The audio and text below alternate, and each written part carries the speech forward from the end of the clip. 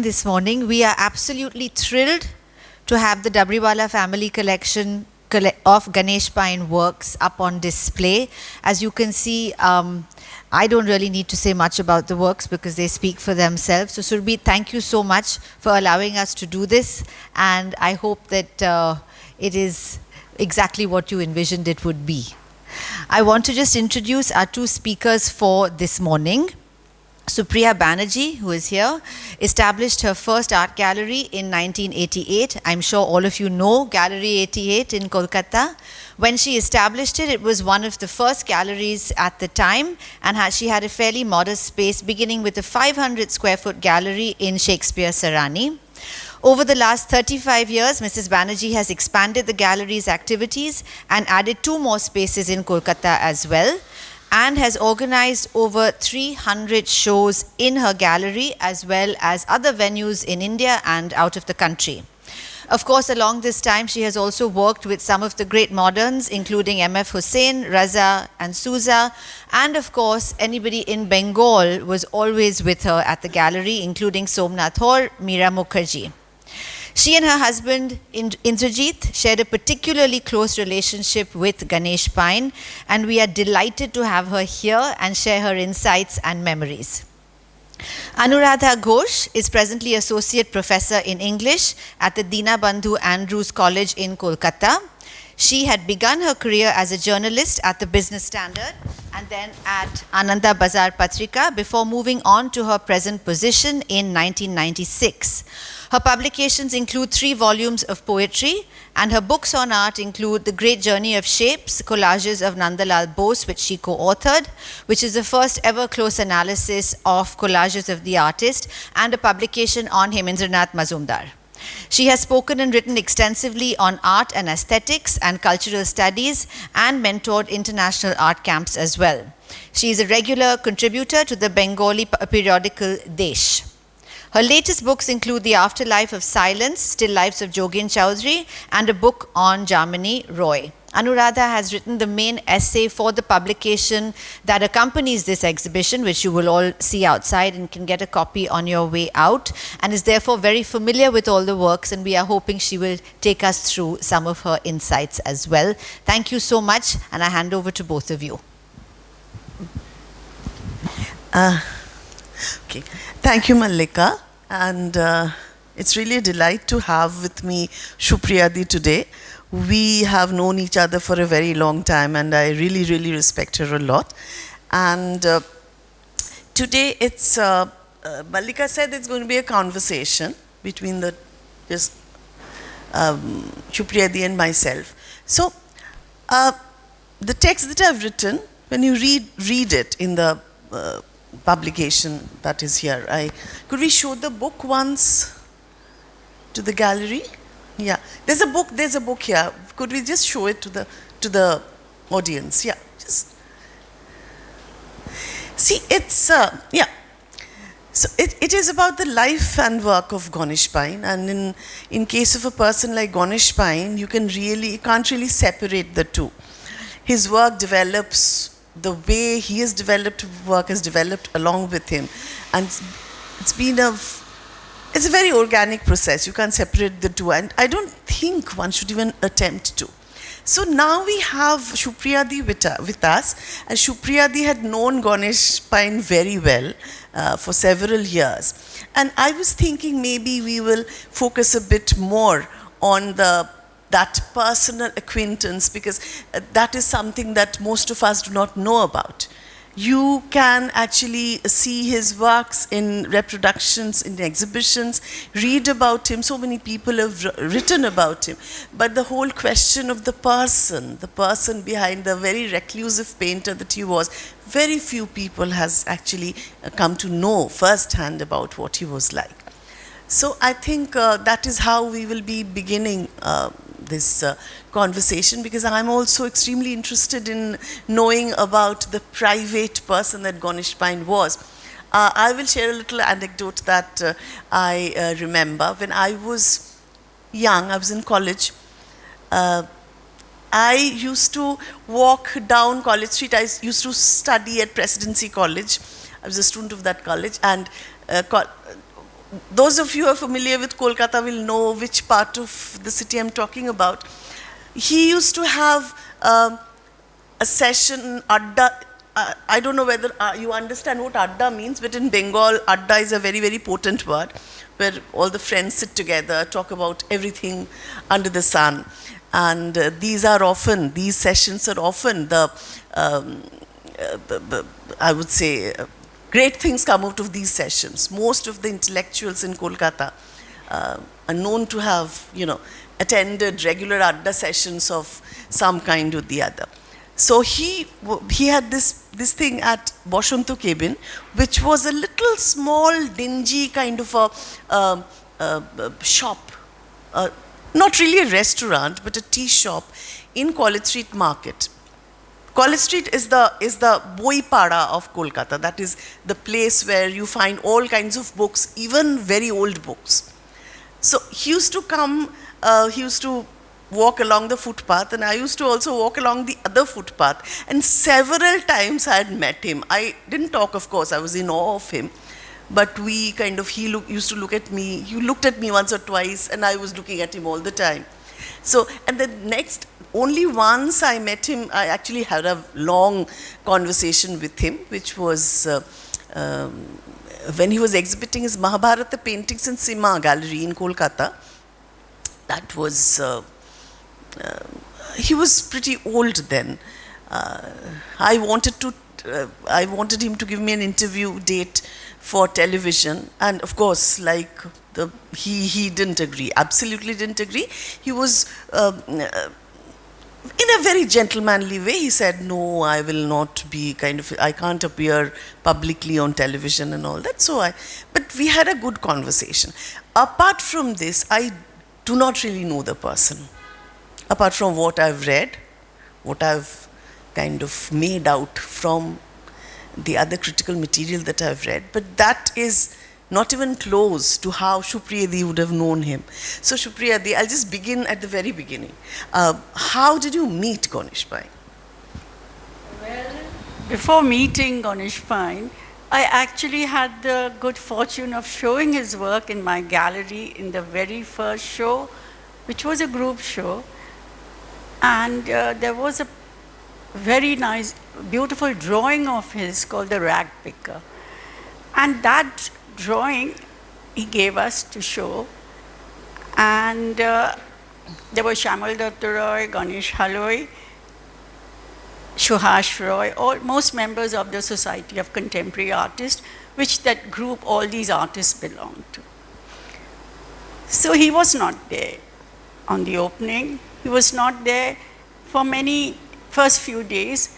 He did come silently one afternoon, and in the visitor's book, I just saw in Bengali his name written. I hadn't then met him because the gentleman who knew him and who had organized this show, he Ganesh Babu sent the work without even meeting us. I think I was very fortunate. And then this painting was called The Rag Picker. The drawing was in Calcutta, in the streets, you see these rag pickers. They have a little sack on their back. And it was a beautiful drawing, and this man had a sack. So Ganesh Babu, later when I met him, I asked him about the painting, and he always told me that, these rag pickers, you see them on the streets, and sometimes they find something very interesting, and they can get rich overnight, So it was like a interesting anecdote, because he always thought that, something will come out of that little piece somebody picked up from the street. So understand. This is very interesting. Yeah. And could you please say a few things about, because that is something I've never seen myself, so I'm personally interested in it. We all know that he lived in Kobiraj Row in almost all his life, excepting the very last few years, Calcutta, that is. the heart of North Calcutta. The North, yeah. And can you just give us an idea about what it was like, what was the visual culture like, and what really happened when you first went to his house? Well, the first time I went to his house, on the Central Avenue, where the medical college is, the very important hospital, just after that, there was a narrow lane called Kobiraj Row. You enter the lane, and after 2-3 houses was his house.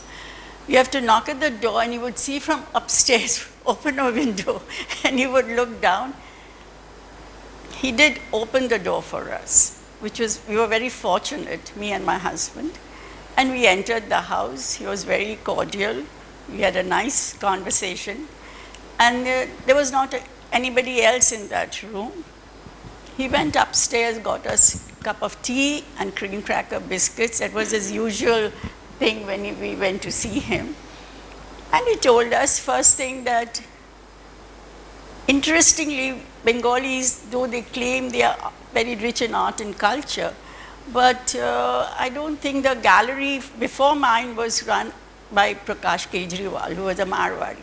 So I was the first Bengali to start a gallery in Calcutta, and he was quite thrilled about it. I remember that. And then he gave us this, told us about this work, and this anecdote what I just mentioned was, then he told us this story about the rag pick. This was my first encounter. Yeah, before we go any further, I'll just say a few things. We are always saying North Kolkata and Kaviraj Row and very different visual culture that this place has. But before we go further, let me just tell you a few things about what this is really like. Because for those who have never been in Kolkata, they wouldn't know what is the difference between North Kolkata and South Kolkata. Okay, let me tell you very briefly. The two sides of Kolkata, the north and the south, are very different culturally and visually. Even now, North Kolkata has very narrow lanes, and the houses are so close to each other, there's almost no gap between the two. And there are certain lanes which are so narrow that a single rickshaw, a man-pulled rickshaw, there are two kinds of rickshaws, I don't know whether you know about it, cycle rickshaws which are mechanized and rickshaws which are actually pulled by people. So that the second kind of rickshaws can somehow just squeeze by. They are so narrow. And while at it, I would also like you to visualize what it was like. And to do that, you also have to think of the sounds, the soundscape that surrounded him. First of all, as she said, that this Central Avenue was very close, and there was the trams ply on Central Avenue, the sound of the trams, and the trams don't have electric horns. They have anybody has any idea about the Kolkata trams? They have a very different kind of not a horn, but a hooter, kind of a hooter. It's a very different sound. And then since it was a very small, a very narrow lane, there was, and of course the hand-pulled rickshaws. And all the hand-pulled rickshaws, you know, they have a little, what in Bangla we call it a ghonta. What do you call it? A bell. Bell, which is, it rings. It rings. So it's like a jhumjhumi kind of a thing, like a pile. I don't know how to best explain it to you. Like an anklet, I think. Like an anklet, yeah, like a single anklet. So it's got a very lilting kind of a sound. That would be there all the time. And his particular lane was surrounded by, not surrounded by, there had been quite a lot of mirror industries. And they also had their own sounds. So, and there was, most importantly, which at this point I'll be returning to later, there was a little temple of what he used to call, he's mentioned this many times in many interviews, a temple of Gaur Nitai. Gaur Nitai is Chaitanya and Nityananda. They were two disciples, the two very close religious aides, and Chaitanya we all know, very important name in the Bhakti movement of Bengal. Bhakti movement India-wide, but the Bengal chapter, Chaitanya straddles that particular chapter. So he was a Vaishnavite, Pine.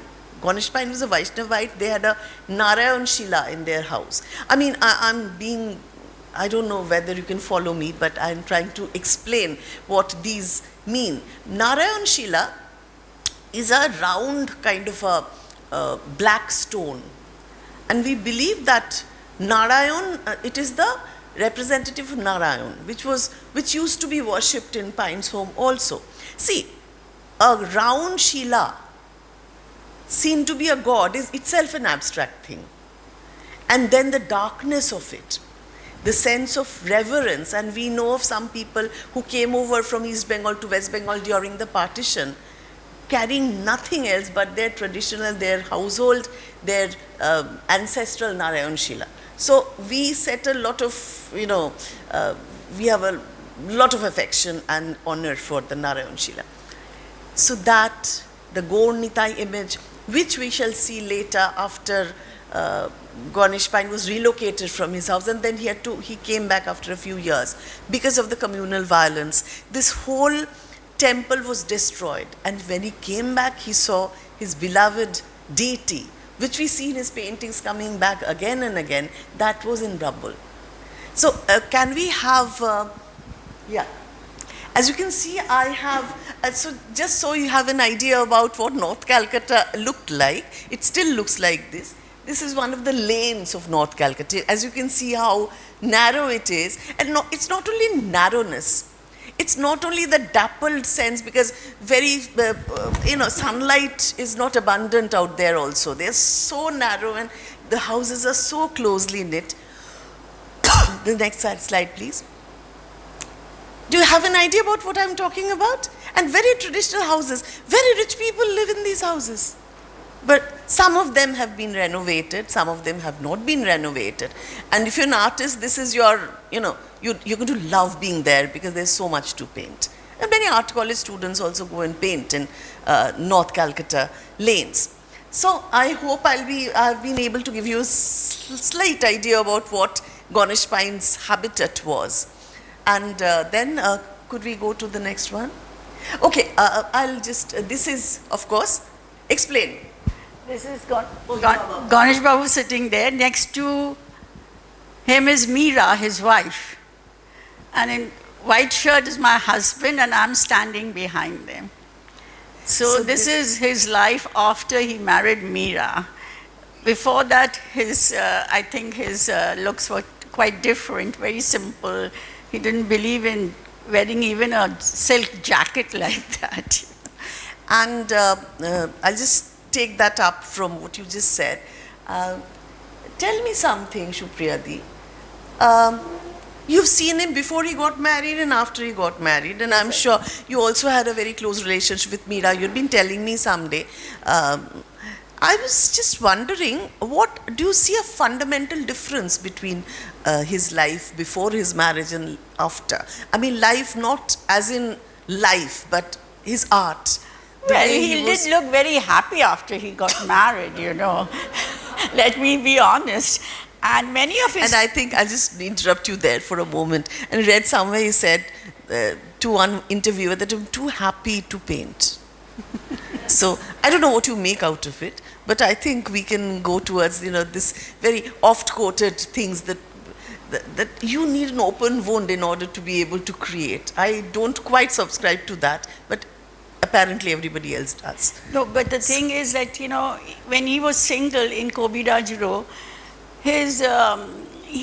you could make out he needed somebody to look after him, And Meera filled that gap, Meera was his friend when he was in art college, and she was in the craft section in government art college. Yeah, I think they did a woodcraft course together after so this is Pine finished old his original course. But then Meera got married later, and Ganesh Babu led a single life. This is a long story. I mean, it's a very romantic story also.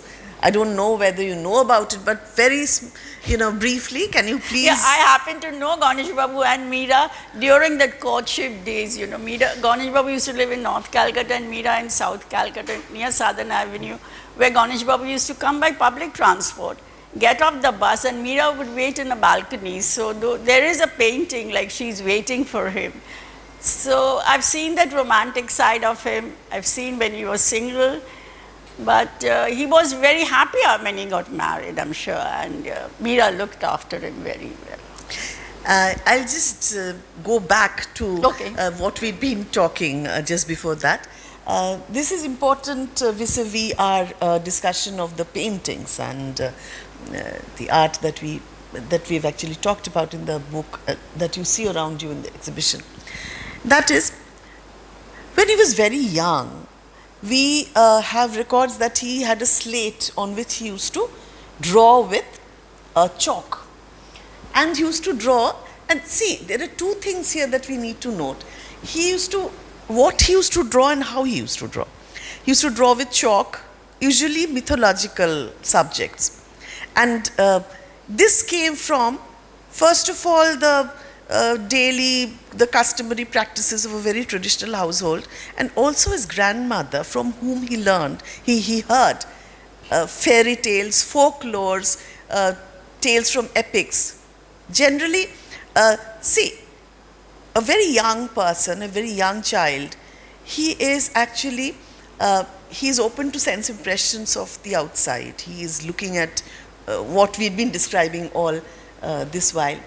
And then he also has an eye of his mind, which is now being peopled by all these impressions from the epics, from the folklore, from fantasy and imagination. So reality, fantasy, imagination, they came together from his very childhood. And he talks about it later also. And the other thing about how he paints, there is already this sense of ephemerality in, when you paint on a slate, when you draw on a slate. I'm sure you know what a slate is, and you use a chalk to draw. And then what you do? You wipe it off. Then you begin again. It's almost like ephemeral painting. It is almost like you create something which you create only to obliterate. So later in his paintings, I try to relate it what we see later. It's not that he paints and obliterates it, not from that point of view. But there's always this sense of the fleeting moment in many of his paintings. I think it is related to the very early experiences that he had. And that is one thing. The other thing that I'm sure we'll be talking about later, that is the sense of, I've always felt that he's, in most of his paintings at least, he's trying to make sense of the world. And he is opening up that process of his trying to come to terms with things. He's sharing it with us. It is almost like bearing witness and not really being directly part of what he's seeing. But he's seeing things, bearing witness to what is going on around him, and is feeling deeply its impact. And he's sharing this entire process with us. And I have always felt that we should be able to relate it with certain other things. First of all, I've already spoken about the communal violence that he experienced firsthand when he was very young. And there's a terrible story which I cannot stop myself from sharing, but it's going to really have a shocking effect on you, and it had on me also. I don't know how much you know about the 16th August 1946, the day of Direct Action Day and the communal violence in Kolkata. I don't know any, of course, many of us were not born even. But Ganesh Pine writes that he saw, and there were whole, what do you call it? Cart. Hand-pulled cart. Hand-pulled cart. Cartloads of dead bodies, one above the other. I know this is a very shocking image, but I need to explain this. And he says that he saw one body on the very top. It was a naked body of an old woman. Old, very fair, apparently from a very high family. She was naked, and there was a gold chain hanging from her neck. And the chain was askance. You see many places where he uses the same kind of a chain. See, it's not only death. Death is a private thing. I mean, I'm sure all of us have lost many close people. That is a different death. But when death is public, when death is a spectacle, there is a kind of indifference about us seeing a death and not caring about it. This sense of indifference. I hope you understand what I'm trying to say. Public death. And we don't really care. We feel bad for a moment, we see an accident on the road, and then we forget. The senselessness of it all, the sense of an indifferent universe. I mean, what Lear says in Shakespeare's King Lear, he talks about the indifference of the universe to individual sorrows. I find the same thing in Ganesh-Pine. And this indifference, and as I said, he is always working with binaries. Life and death. Empathy and indifference. And he's somewhere in between. I think this came from, this is very, very closely related to the experiences that he actually firsthand saw. We have never seen it. I don't want to see it. But people who see these violences, this sense of the whole erosion of humanity. And remember, the dead body already had that golden chain on. So it was not about money. It was about hate. So all of these things coming together, I would say, later we see this also in the way this sense of a very deep agony surfaces in many of his paintings. So Supriya Di, the day we've been talking about, we have actually talked about Ganesh-Pine many times before.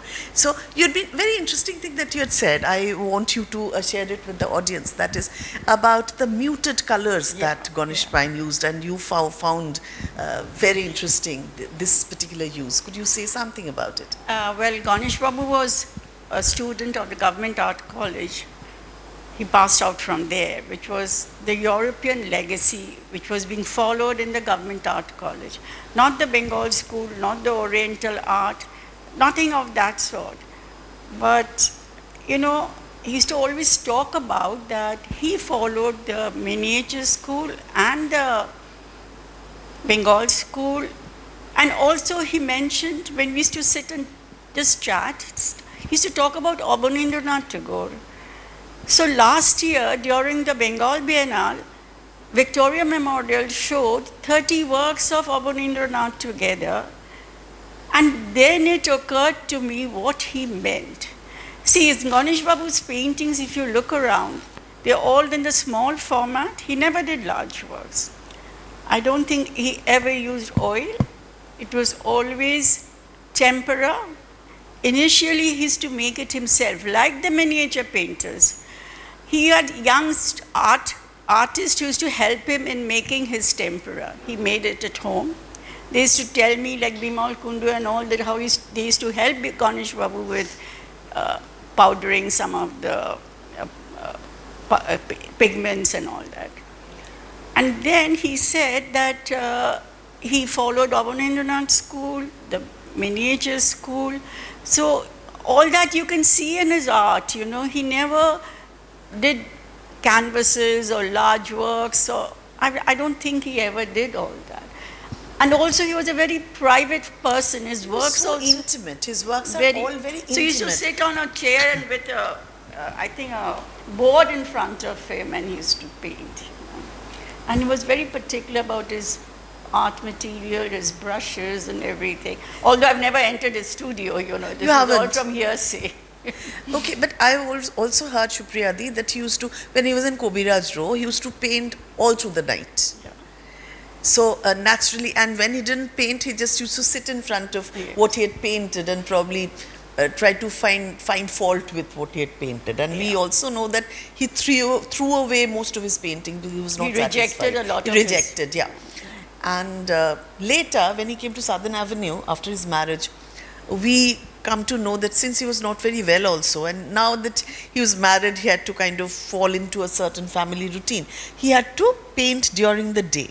So what would you say? How did this change of time and also change of landscape, soundscape, and we know that North Calcutta neighborhood was very a close-knit neighborhood. The sense of closeness between the neighbors, sense of affection was much more strong than in South Kolkata. We are both from South Kolkata, so we can vouch for that. Okay, so how did that affect him? How did it affect his colors? I think, if I may say so, he did not use so much of I think he used ready-made colors to make it sound better, you know. He did not use tempera, he did not make it anymore. I think it was, you could get get imported tempera. He did use some, because you can see the differences, Yeah, the colors yeah, yeah. of his later works and his earlier works, if I may say so. Do you agree in your collection? So yes, I think you're right, and And he was also always very muted colors, very dull, never very bright colors. That also matched with his character, you know. When he had an exhibition of his, he would never come out, even when he had his first solo of Metia Bruje Gamba with all the drawings, his solo, he never came for the opening. He was not there. He comes much later, quietly one afternoon without announcing even. So that was fine. and I've also heard that in one of his exhibition, somebody told him that Hussein ji has come to meet him, and he sought out the back door and just left. He ran away. He didn't want to meet him. So, You want to say Please, something? Anuradha, you've done such a lovely job in terms of writing the essay and talking about the various aspects of pine. I think what will be really interesting for everyone to know is that how are some of these aspects coming out in his paintings. So, for example, the flame here, where you're talking about the lady or possibly taking the animal away from sacrifice, or the distinction between in the king, queen and jester, the class distinction, and also the sea of red, or a secret between the jester and possibly who he's serving. So can you talk to us about some of the aspects of pine? yeah, you want me to go into the paintings and talk Yeah, about because Sure. it's all here and it'll be lovely. That is very much on the cards. It's only that, when we start talking like the usual Bengali adda, it just goes on and on. But yes, we will get into that. But before that, Survit, just give me 2 minutes where I want to talk about something very important which people may not actually know about. Shupriyadi just talked about the Indian miniature tradition, and that Ganesh Pine also told her that he was a follower of Abanindranath. So I want to slowly touch on two or three things about these two traditions coming together.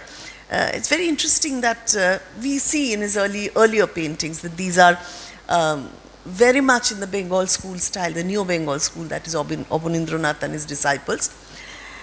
But even in his later paintings, we do see a very interesting coming together of not only the paradigm of Bengal school, the colors, the light. Light is another important thing, but also how he's actually bringing his own training in Western art to bear upon it. Okay, so since we are on the topic, can we have the next slide, please? There was another slide with Rembrandt and Abanindranath. Yeah, this one. So I just put it just so that I can kind of illustrate what I'm trying to say. It is about the use of light, not only color. You see, in the Indian tradition, Indian style, quote unquote, which I don't totally agree with, there is ambient light. You cannot make out the source of light. There is a kind of ambient light, and as I said, if you look at the passing of Shah Jahan, you can see there's ambient light. There's no source, there's no cast shade. Okay, in most of the Bengal school, the whole tradition is like that. And also in the Indian miniatures. Okay, but now look at Rembrandt. It's the Denial of St. Peter. You can see not only is there source of light, of course I don't need to say that, but multiple sources of light. Like in Rembrandt we see how the light is reflecting off polished surfaces, metals. The reflected lights also become sources of light. Now we shall see, I don't need to point it out, you can see that how Ganesh Pine is combining both of these. He's using ambient light and source of light, both together. So it's like the coming together of two very different traditions. The next slide, please. No, the king, queen, and jester. I think I mixed up the slides or something. Yeah. This is something that you see, I will stand up. I can't see the thing very well. Okay, so as you can see, this is mostly ambient light without a source. But at the same time, how can we actually see that he is actually putting in his own version of the, Western concept of there being a source of light? And look at the eyes. The eyes are glowing. And almost like the other, some of the Western paintings where the light is reflecting off metallic surfaces or gleam of small oil lamps. It is as if they're ember-like and is indicating that there is actually, as I said, even apart from the ambient light, if you think about any Indian miniature painting and compare it with this, you'll find differences as well as echoes. And also, as you can see, the top part, the shadow. What is this? Is this a shadow cast by any shadow? There cannot be shadow without a source of light. So what is he doing here? Is it a cast shadow? Is it an area which is metaphorical, indicating that indicating that there's a difference in the station of life of the three characters? The jester has he does not have he's bare-bodied, but he's jeweled. Very interesting. And if you look at the gap that separates the king, queen, and the jester, it's almost like a red oxide floor of a Bengali household. I don't know if any of you have seen it, but when in our older house we had this red oxide floor, and on which in certain ceremonies one used to paint floor art, which we call alpona. That there's a hint of an alpona out here. And alpona, remember, it was a very important component of the New Bengal school. In fact, Abanindranath has an entire book called Banglar Broto, where he talks about alpona in great detail. So what I'm trying to do is I'm simply trying to point out how he brought together and took off from them to make a style of his own. So if we can go to the next one. Wonderful painting. I'm totally in love with this. And I don't know what to make of it. Whenever I see this painting, I remember one of Tagore's songs. I don't know whether you've heard of it. It's Momo Chitte Niti Nritte Keje Nache. In English, it would be, I do not know who dances in my mind all the time. I think it may also refer to, the song, refer to the sense of the eternal dance from which the Nataraja concept comes, the eternal dance of life, of death, and the cyclicality of it all. What I would also want you to look at is the background. No, not this one. Yeah, it is as if, look at the top left corner. Don't you feel that there's something, a world behind it, behind the painting? We can only see a glimpse of it, but we do not see what is really there. So it is as if a world which is behind this life and death ridden, repetitive temporality that we are trapped into. He's giving just giving hint of it, and the hands which this dancer, the hands raised heavenward, also remind us faintly of another figure. I've just mentioned him, very, very important in his entire oeuvre, that is Chaitanya. We always see him with his hands raised like this. This is not a Chaitanya figure, remember. But this idea, when you're overcome with a certain idea, a certain image, it will seep into whatever you paint in some way or the other. And just like this, in some of his paintings, you see circular shapes, which I've always felt reminds us of the Jagannatha eyes. He was extremely connected also to the Jagannatha cult, and we don't have such paintings here, but this is something that I've always felt, and I'm sure there is some connection. So, Shupriyadi, what would you say about this painting? Or the one that we have kind of just seen? How do you look at it?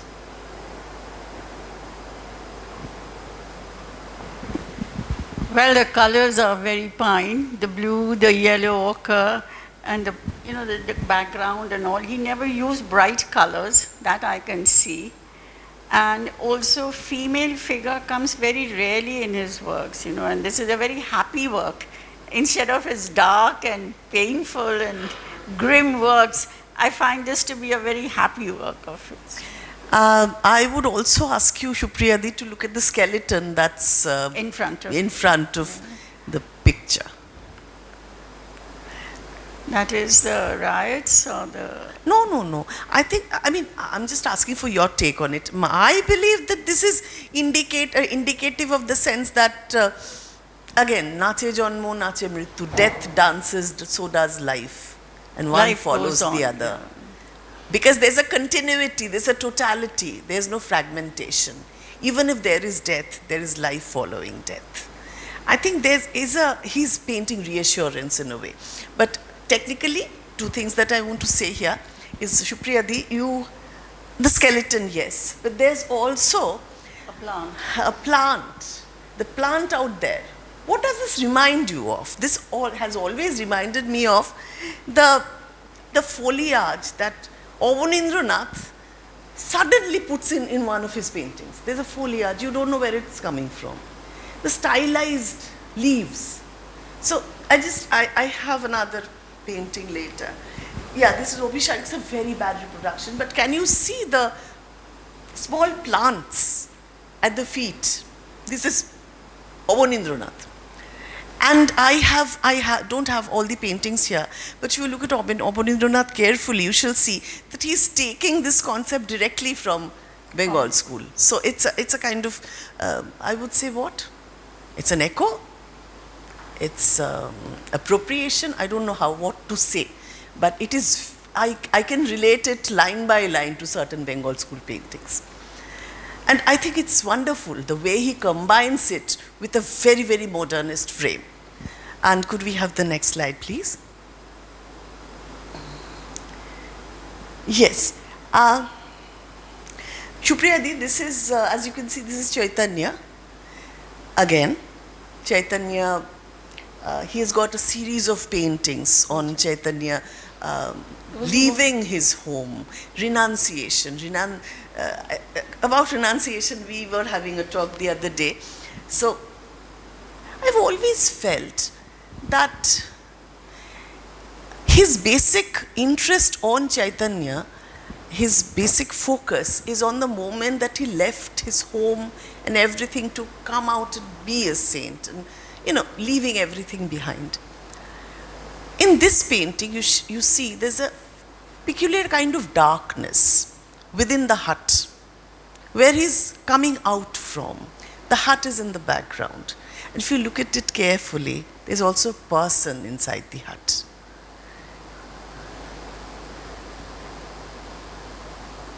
Who is this person? In Bengal, also elsewhere, there is a custom of doing your own shraddha. You know what shraddha is? The last rites, the stuff that we do after somebody dies.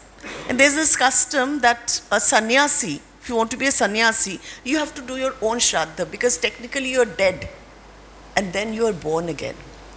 So I would see this as Pine looking at his own self, leaving it behind, and going towards a new light. This is not only religious, you see. as we have said in the title of the book, in the title of the exhibition itself, liminal spaces, the transitional spaces, the liminality between one thing and the other, like the peculiar half-light that we see in his paintings, the twilight or dawn, which is neither day nor night, neither life nor death. So this is also a kind of duality, a binary that in a very peculiar manner returns to again and again. So the journey of Chaitanya from darkness to light, I think this is what he sees in Chaitanya's career. He is emerging from darkness. We have another Chaitanya figure. Could we have? Yeah. This is Man in the Hut, a beautiful, you see the use of blue? In the book I've written a whole chapter on the use of blue. I mean, look at all the paintings, you'll see peculiar uses of blue. Places which you don't expect. And I was just saying just a few, about an hour ago, that there's one very early painting which reminds us of the Beyond Temple of Angkor and also maybe the three-headed deity. There we see that there's the three-headed deity carved in stone in a cliff. And there's a small shepherd figure, almost looks like a Krishna with a decorated bansuri and the yellow dress, sitting there and playing music. It's as if the entire situation, the entire landscape enlivens with that music. So it's a very different kind of a painting. There too, we can see that he's following the New Bengal school. But the New Bengal school had a fixed palette. The New Bengal school, it was very rule-driven, if you look at it carefully. But he is randomly using blue there. We don't know why. He is breaking. He is taking up a certain idiom from a certain established school, and then he's breaking it with his own experimentation. I think it's a very good example of how he's, reconstructing and deconstructing a certain tradition.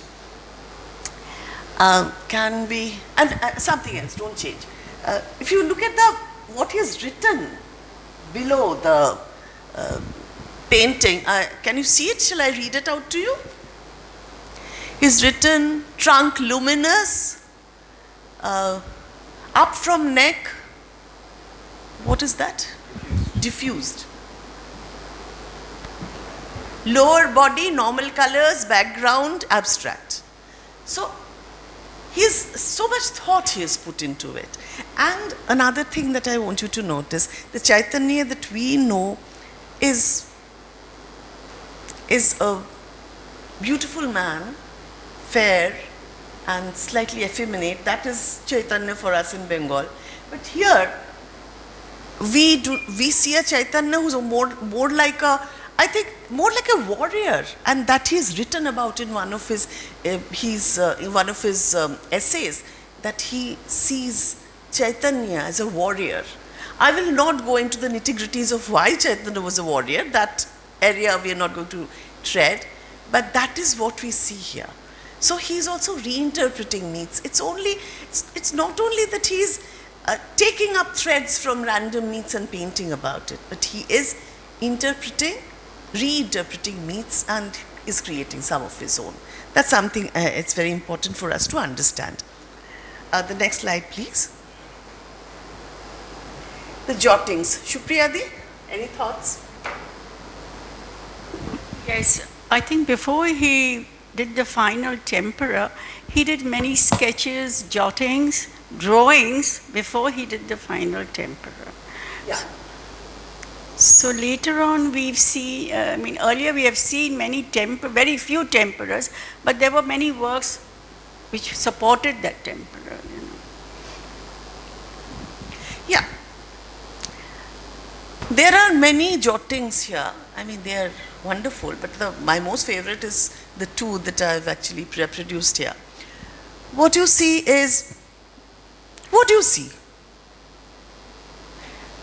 We see the top Durga, it's Durga.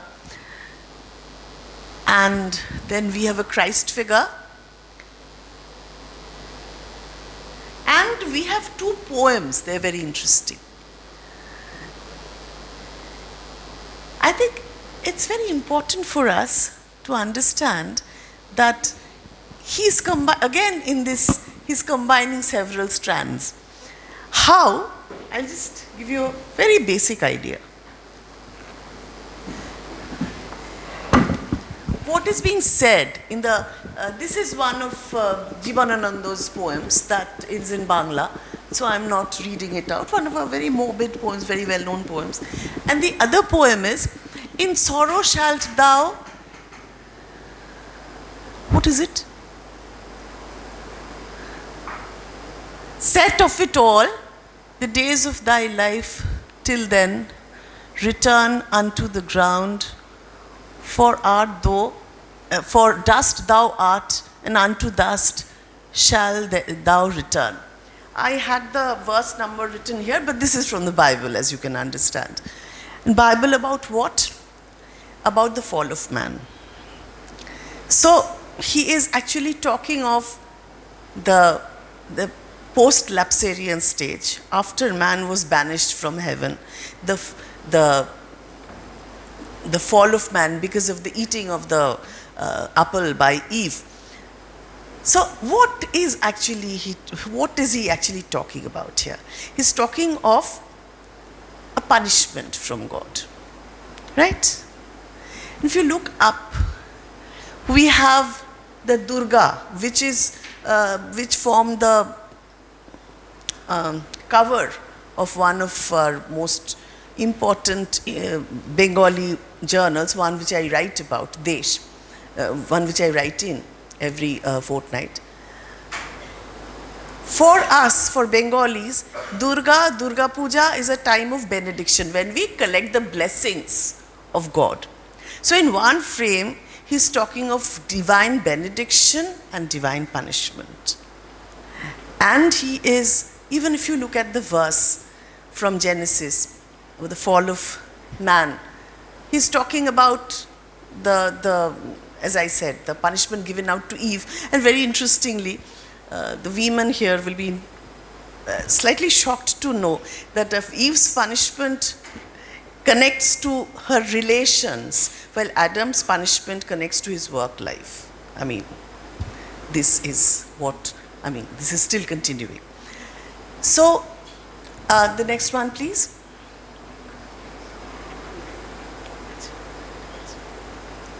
Okay, we have already crossed the 1 hour mark, so I'll be swift. And this one, I'll not go into details, but as you can see, this has got animal faces with a Joker-like attitude. It is as if human beings are both at the same time, both animalistic and Joker-like. I think he's looking at how a human being is slowly kind of transforming into one of the two. So, this is what we have here. Want to add something, Shupriyadi?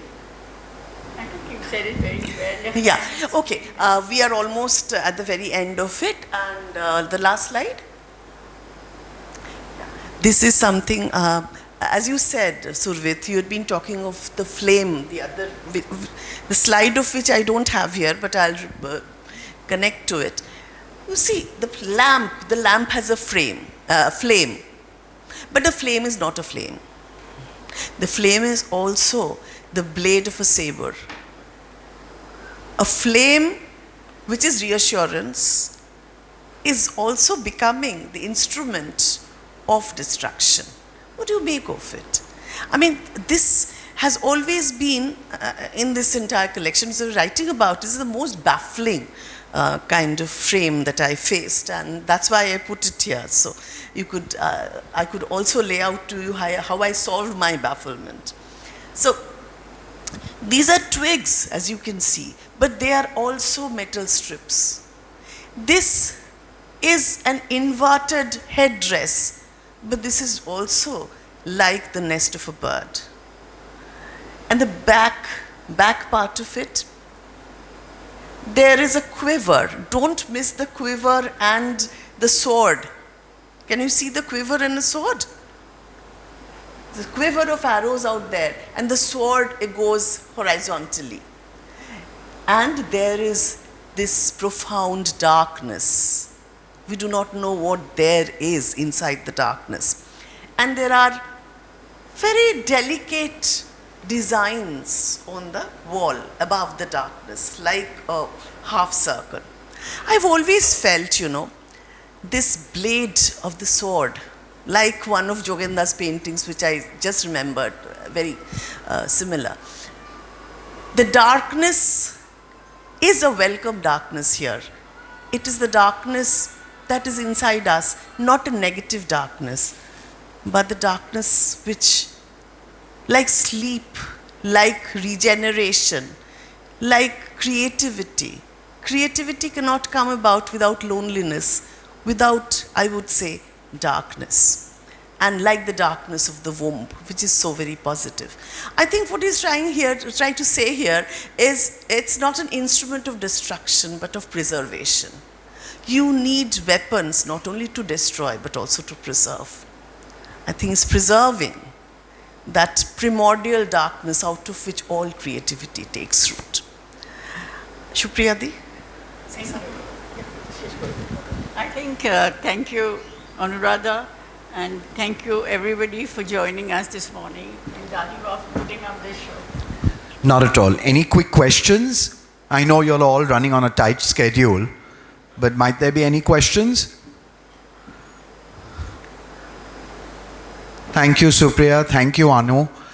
Both for giving us insights into an artist that Bombay knows actually very little about. So thank you.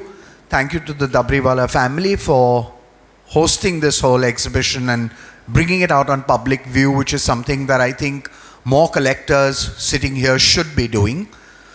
And before we all catch our flights to Calcutta soon to find that rag picker who has found some discarded works of Ganesh Pine, please let's have some refreshments and then we can rush to the airport. Thank you all. This is something which should have come before, but I forget, getting old. So, but thank you a lot, Survit. Thank you a lot, Dadiba, for having me here, for connecting me to this project, which I really love doing. Thank you all for coming here today.